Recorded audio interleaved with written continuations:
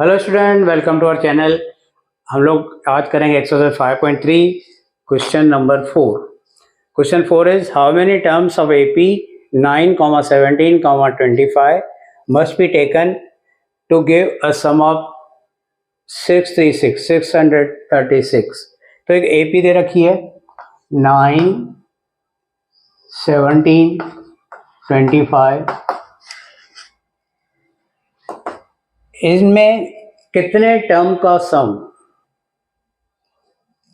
तो हम लोग बोलेंगे सपोज n टर्म है और उनका सम Sn इज 636। सम मिला हुआ है, दैट मीन स्टूडेंट Sn की वैल्यू मिली हुई है। तो ये 636 सम जो हो रहा है वो कितने टर्म्स का होगा, मतलब हम लोगों ने n को फाइंड करना है। और क्योंकि Sn की वैल्यू मिली हुई है इसलिए हम लोग Sn की फॉर्मूला का यूज करेंगे। तो पहले लिखेंगे a इज 9, d इज 17 में से 9 कटेगा 8, n को फाइंड करना है और Sn की वैल्यू मिली हुई है 636।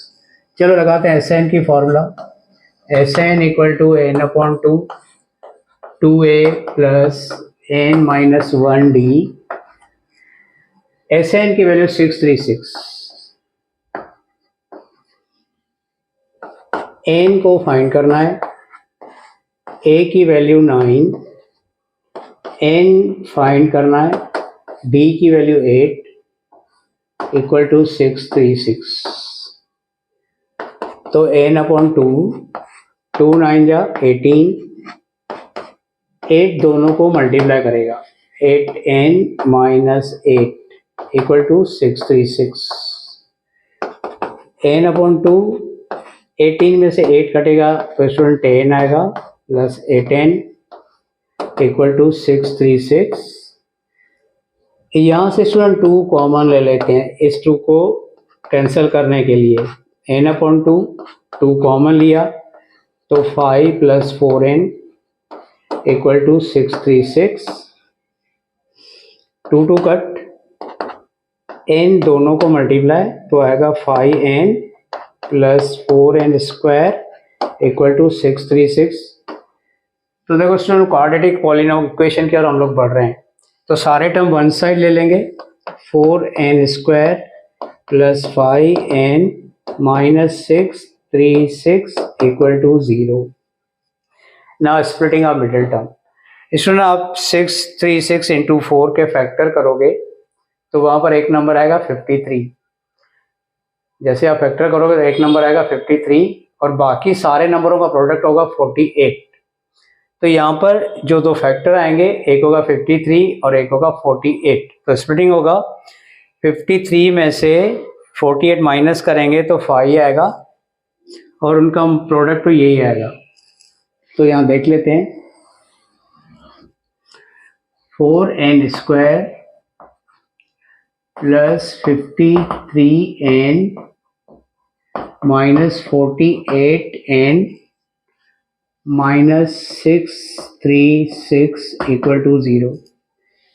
यहाँ से n को कॉमन लेंगे तो 4n प्लस 53 और यहाँ से स्टूडेंट अंदर 4 बच रहा है, मतलब यहाँ से 12 को कॉमन लेना पड़ेगा।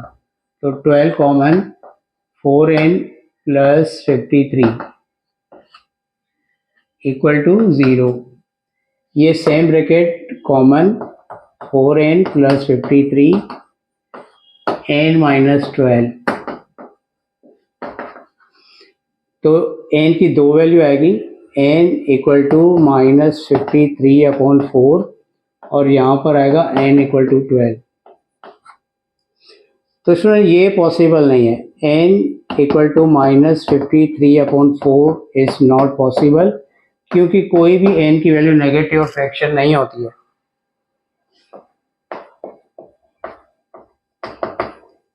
Therefore n is 12।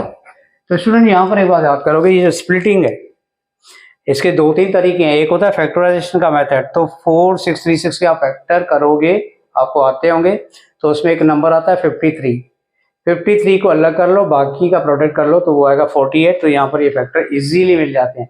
तो 53 और 48 इसके फैक्टर होंगे। स्प्लिटिंग किया, n की दो वैल्यू है, नेगेटिव वैल्यू पॉसिबल नहीं होती है, या फ्रैक्शन की वैल्यू पॉसिबल नहीं होती है, देयरफॉर n इज 12। तो ये था क्वेश्चन 4। अभी करते हैं क्वेश्चन 5। स्टूडेंट क्वेश्चन 5 को मैं रीड कर रहा हूँ। The first term of AP is 5, the last term is 45 and the some is 400। Find the number of terms and the common difference. Number of terms मतलब n and common difference मतलब d। तो पहले तो data लिख लेते हैं। First term is 5, तो लिखेंगे a is 5। Last term is 45, सो लिखेंगे n इज 45 और इसको हम लोग an भी कहते हैं। देन सम इज 400, तो लिखेंगे Sn is 400। Find the number of terms मतलब n को फाइंड करना है एंड देन कॉमन डिफरेंस मतलब d को भी फाइंड करना है। तो स्टूडेंट यहाँ पर लास्ट टर्म मिला हुआ है, तो लास्ट टर्म की फॉर्मूला लगा लेते हैं Sn की। तो लिखेंगे Sn equal to n/2 a plus n और Sn की वैल्यू मिली हुई है 400। n फाइंड करना है तो इसको तो लिखेंगे सेम, a की वैल्यू 5, l की वैल्यू 45 इक्वल टू 400। 5 और 45 को स्टूडेंट प्लस होगा तो आएगा 50 इक्वल टू 400। 2 की टेबल लगाएंगे तो 25 इक्वल टू 400। 25 डिवाइड में जाएगा तो होगा 16। तो स्टूडेंट n की वैल्यू 16। तो n आ गया। अभी d को फाइंड करेंगे। स्टूडेंट d के लिए ये देखो an मिला हुआ है, तो an की फॉर्मूला यूज करेंगे और d को फाइंड करेंगे। तो n हमने फाइंड किया यहाँ पर 16, यानी ये होगी a16 की formula. a16 is equal to a plus 15d। देखो कई स्टूडेंट बोलते हैं 16 तो है ही नहीं, कहाँ से आया? ये n फाइंड किया ना 16, तो वो n की जगह मैंने 16 लिखा। n की जगह 16 मतलब a प्लस 15d। a16 की वैल्यू 45, a को फाइंड करना है, सॉरी d को फाइंड करना है। a की वैल्यू 5, 15d इक्वल टू 45। जल्दी जल्दी में स्टूडेंट ये करते हैं, 5 और 15d 20d लिख देते हैं बच्चे। तो ये नहीं करना है, 5 उस साइड माइनस जो होगा d में से प्लस नहीं होगा। तो लिखेंगे 15d इक्वल टू 45 माइनस 5 तो आएगा 40। फिर d के साथ जो नंबर है डिवाइड में जाएगा, 5 का 3 टाइम, 5 का 8 टाइम, तो d की वैल्यू आ गई 8/3। यहाँ पर n 16 और d 8/3। तो करते हैं अभी नेक्स्ट क्वेश्चन नंबर 6। चलो क्वेश्चन 6 को देख लेते हैं। The first term and the last term of AP 17 and 350। If the common difference is 9, how many terms are there and what is their sum? How many terms are there मतलब student n find करना है। How many terms, which term मतलब n को find करना है। And then what is their sum? फिर जितने n term आए उनका सम कितना, यानी Sn को फाइंड करना है। तो पहले डेटा लिख लेते हैं। First term is 17, last term is 350, last term को an भी कहते हैं, तो an 350। कॉमन डिफरेंस इज 9, यानी d इज 9।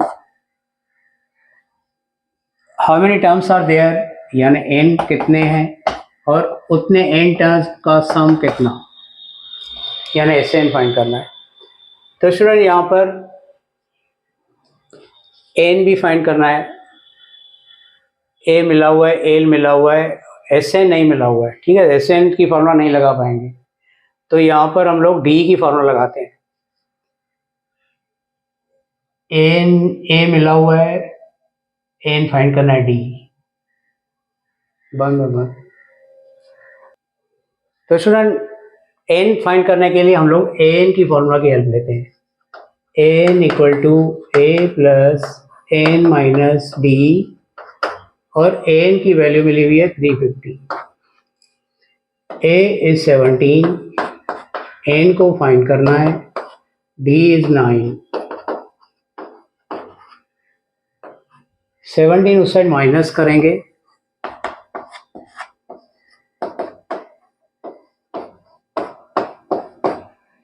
तो 350 में 17 कटेगा 333,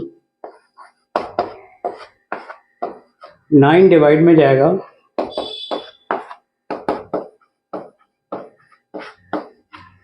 3 की टेबल 3 टाइम, 3 की टेबल 1 टाइम, 3 की टेबल 1 टाइम, 3 की टेबल 3 टाइम, 2 लेफ्ट 21 7 टाइम, यानी n-1 is 37, n equal to 37 plus 1 38।